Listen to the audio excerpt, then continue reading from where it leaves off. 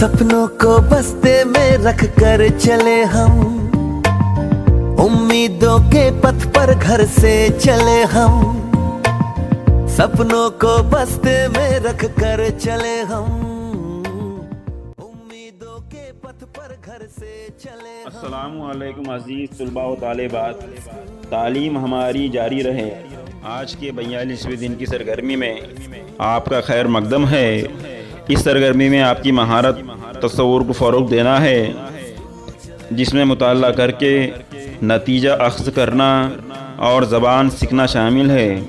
आओ मालूम करें, दिए गए पैराग्राफ को गौर से पढ़ना, समझना और पूछे गए सवालों के जवाब अपने अल्फाज में तहरीर करना है। आओ ख़ुद से करके देखें। यहाँ पर दिए गए सबक के इख्तिबास को बगौर पढ़ेंगे। दिया गया पैराग्राफ सबक नंबर 18 एतबार से लिया गया है, जिसके मुसन्निफ़ पंडित सुदर्शन है। आइए अब हम सबक का पैराग्राफ देखते हैं कि माँ को अपने बेटे और किसान को अपने लहलहाते खेत को देखकर जो खुशी होती है, वही खुशी बाबा भारती को अपना घोड़ा देखकर होती थी। घोड़ा बहुत खूबसूरत था। उसके जोड़ का घोड़ा सारे इलाके में ना था। बाबा भारती उसे सुल्तान कहकर पुकारते थे। अपने हाथ से मालिश करते और ख़ुद दाना खिलाते और देख देख कर खुश होते थे। उन्होंने रुपया, माल, असबाब और ज़मीन वगैरह सब कुछ छोड़ दिया था। यहाँ तक कि उन्हें शहरी ज़िंदगी से भी नफ़रत हो गई थी। अब गांव से बाहर वो एक छोटे से मंदिर में रहते और पूजा करते थे। मैं सुल्तान के बगैर नहीं रह सकूँगा, उन्हें वहम सा हो गया था। वो उसकी चाल पर फिदा थे।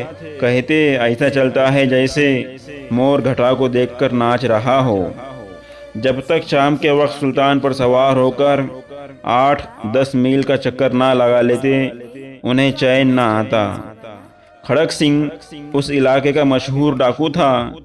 लोग उसका नाम सुनकर कांपते थे। सुल्तान की तारीफ उसके कानों तक पहुंची। उसका दिल सुल्तान को देखने के लिए बेचैन हो गया। एक दिन वो दोपहर के वक्त बाबा भारती के पास पहुंचा और सलाम करके बैठ गया। आओ मश्क करें। दर्ज झैल सवालों के जवाब लिखिए। सवाल नंबर 1, बाबा भारती को शहर की ज़िंदगी से नफ़रत क्यों हो गई? जवाब, अपने घोड़े यानी सुल्तान की मोहब्बत में उन्होंने रुपया, माल, असबाब और ज़मीन वगैरह सब कुछ छोड़ दिया था। इस वजह से उन्हें शहरी ज़िंदगी से भी नफ़रत हो गई थी। सवाल नंबर 2, खड़क सिंह डाकू बाबा भारती से मिलने क्यों आया? जवाब, सुल्तान की तारीफ़ डाकू खड़क सिंह के कानों तक पहुंची, इसलिए वो बाबा भारती से मिलने आया।